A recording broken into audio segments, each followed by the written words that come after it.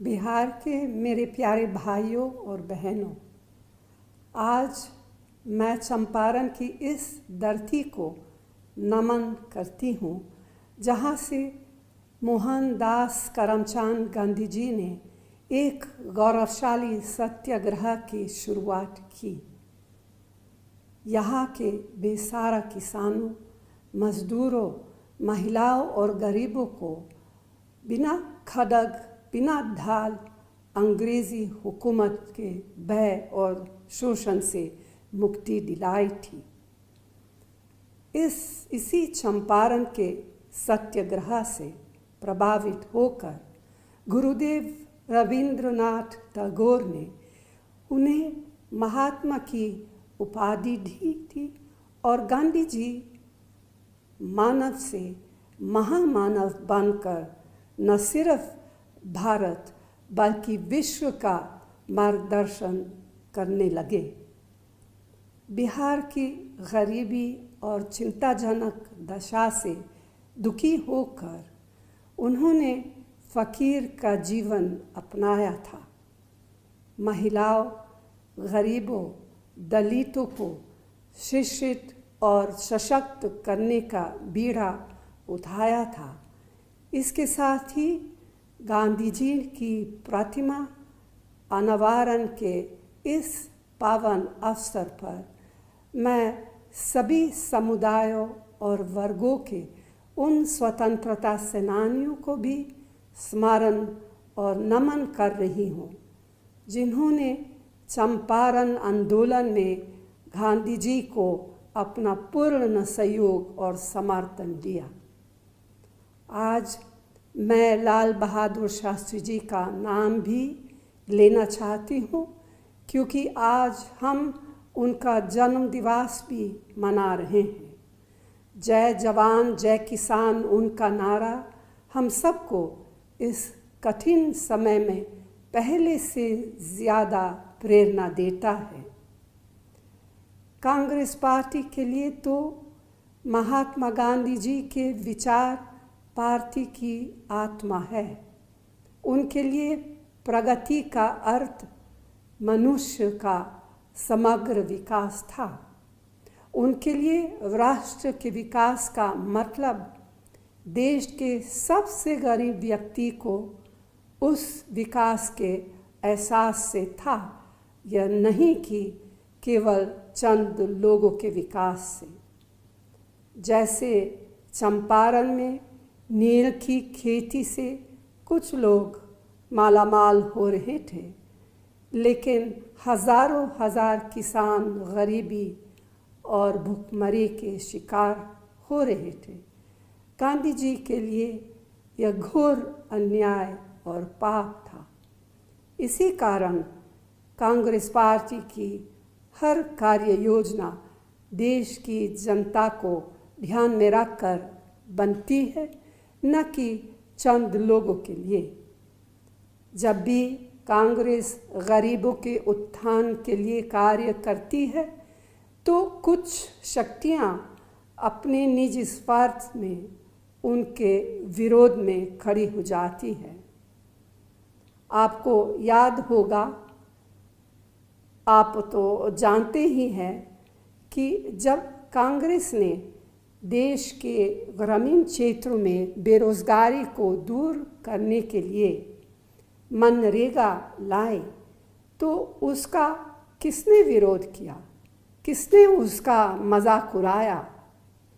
अगर आज मनरेगा जैसी योजना नहीं होती तो इस कोरोना महामारी के दौरान करोड़ों लोग भूखमरी के शिकार हो गए होते।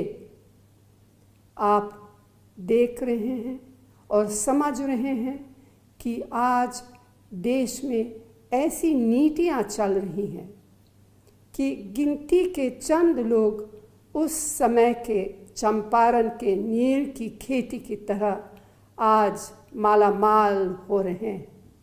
उनके लिए तो विकास की आंधी आ गई है, लेकिन दूसरी तरफ देश में करोड़ों युवाओं का रोजगार छीना जा रहा है। लाखों लाख छोटे और कुटीर उद्योग बंद हो रहे हैं। किसान की हालत आप तो देख ही रहे हैं। आप देख रहे हैं कि कांग्रेस के शासनकाल में जो देश को सबसे रोजगार देने वाली संस्थाएं थी, उनका निजीकरण किया जा रहा है। नए रोजगार की बात तो छोड़िए, जिनको रोजगार मिला उनकी चांदनी हो रही है।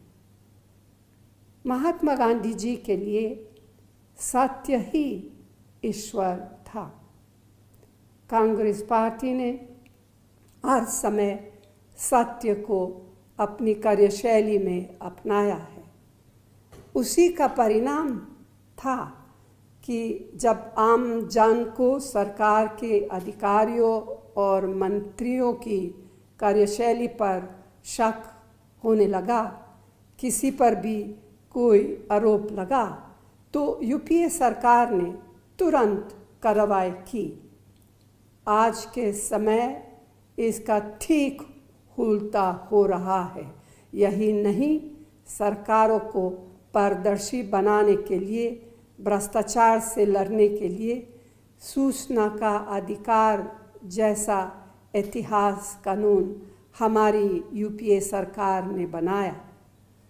भारत के हर नागरिक को यह अधिकार दिया कि आप किसी अधिकारी, मंत्री या कार्य योजना के बारे में कानूनी तौर पर जानकारी हासिल कर सकते।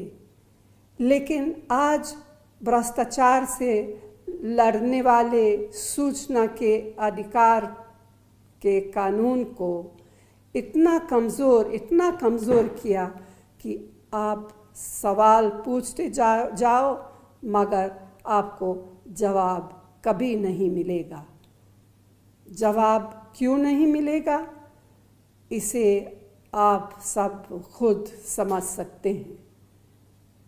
यही नहीं, यूपीए सरकार का चाहे वह रोजगार से जुड़ा हो, स्वास्थ्य या शिक्षा से जुड़ा हो, किसानों से जुड़ा हो, खाद्य से जुड़ा हो, महिलाओं की सुरक्षा या सशक्तिकरण से जुड़ा हो, कामगारों, गरीबों से जुड़ा कानून हो, उन सभी कानूनों को मौजूदा मोदी सरकार ने इतना कमज़ोर कर दिया जिससे आम नागरिक के हितों पर प्रहार हुआ है, उनके अधिकारों को छीना है। महात्मा गांधी जी अहिंसा के पुजारी थे, मानवता के पुजारी थे। उनकी निगाह में कतार में खड़ा समाज का अंतिम व्यक्ति होता था, वंचित व्यक्ति होता था। वे सबको बराबरी की निगाह से देखते थे। आज कुछ लोग गांधी जी का नाम जोर शोर से तो लेते, लेकिन अपने कार्यों से उनके उसूलों और आदर्शों को चूर चूर कर दिया है। आप खुद देखिए, चारों तरफ हिंसा, चारों तरफ अराजकता, अत्याचार, दुराचार, जानबूझकर समाज में भेदभाव का माहौल बनाया जा रहा है। बेगुनाहों पर जुल्म किए जा रहे हैं। भाइयों और बहनों, बस अब बहुत हो गया है। मैं इतना कहना चाहती हूँ कि कुछ लोग भावना, भ्रम और भय का व्यापार करके सरकार चला रहे हैं। आप उन सब से सावधान रहें और सही निर्णय लें। इसके लिए गांधी जी के सत्य, अहिंसा और स्वराज के मार्ग पर चलते हुए हम सबको एकजुट होकर लड़ना होगा। यही महात्मा गांधी जी को सच्ची श्रद्धांजलि होगी। कांग्रेस पार्टी गांधी जी के सत्य और अहिंसा के मार्ग पर चलकर लगातार संघर्ष करेगी और आखिर में आप सभी के सहयोग से सफलता पाएगी। अंत में मैं बिहार की इस महान भूमि, भगवान बुद्ध, भगवान महावीर, गुरु गोविंद सिंह जी की जन्मभूमि और राष्ट्रपिता महात्मा गांधी की कर्मभूमि बिहार को नमन करते हुए आप सभी को अपनी शुभकामनाएं देती हूँ। धन्यवाद। जय हिंद।